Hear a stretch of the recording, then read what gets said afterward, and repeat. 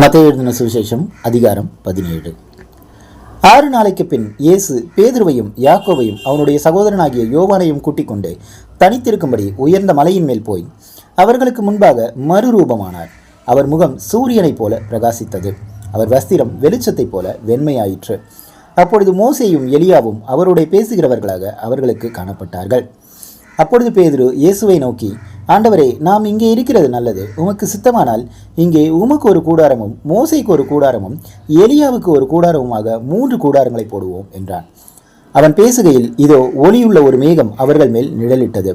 இவர் என்னுடைய நேசகுமாரன், இவரில் பிரியமாயிருக்கிறேன், இவருக்கு செவி கொடுங்கள் என்று அந்த மேகத்திலிருந்து ஒரு சத்தம் உண்டாயிற்று.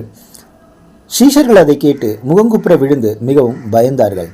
அப்பொழுது இயேசு வந்து அவர்களை தொட்டு, எழுந்திருங்கள், பயப்படாதேயுங்கள் என்றார். அவர்கள் தங்கள் கண்களை ஏறெடுத்து பார்க்கையில் இயேசுவை தவிர வேறொருவரையும் காணவில்லை. அவர்கள் மலையிலிருந்து இறங்குகிற போது இயேசு அவர்களை நோக்கி, மனுஷகுமாரன் மரித்தோரிலிருந்து எழுந்திருக்கும் வரைக்கும் இந்த தரிசனத்தை ஒருவருக்கும் சொல்ல வேண்டாம் என்று கட்டளையிட்டார். அப்பொழுது அவருடைய சீஷர்கள் அவரை நோக்கி, அப்படியானால் எலியா முந்தி வர வேண்டும் என்று வேதபாரகர் சொல்லுகிறார்களே, அதெப்படி என்று கேட்டார்கள்.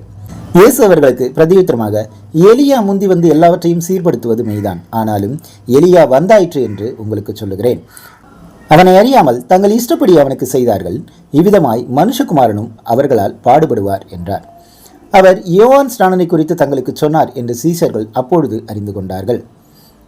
அவர்கள் ஜனங்களிடத்தில் வந்தபோது ஒரு மனுஷன் அவரிடத்தில் வந்து அவர் முன்பாக முழங்கால் படியிட்டு, ஆண்டவரே, என் மகனுக்கு இரங்கும், அவன் சந்திரரோகியாய் கொடிய வேதனைப்படுகிறான், அடிக்கடி தீயிலும் அடிக்கடி ஜலத்திலும் விழுகிறான். அவனை உம்முடைய சீஷர்களிடத்தில் கொண்டு வந்தேன், அவனை சொஸ்தமாக்க அவர்களால் கூடாமல் போயிற்று என்றான். இயேசு பிரதியுத்தரமாக, விசுவாசமில்லாத மாறுபாடுள்ள சந்ததியே, எதுவரைக்கும் நான் உங்களோடு இருப்பேன்? எதுவரைக்கும் உங்களிடத்தில் பொறுமையாய் இருப்பேன்? அவனை என்னிடத்தில் கொண்டு வாருங்கள் என்றார். இயேசு பிசாசை அதட்டினார். உடனே அது அவனை விட்டு புறப்பட்டது. அந்நேரமே அந்த இளைஞன் சொஸ்தமானான்.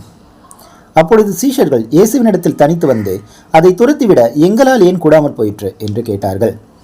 அதற்கு இயேசு, உங்கள் அவிசுவாசத்தினாலேதான். கடுகு விதையளவு விசுவாசம் உங்களுக்கு இருந்தால் நீங்கள் இந்த மலையை பார்த்து இவ்விடம் விட்டு அப்புறம் போ என்று சொல்ல அது அப்புறம் போகும்.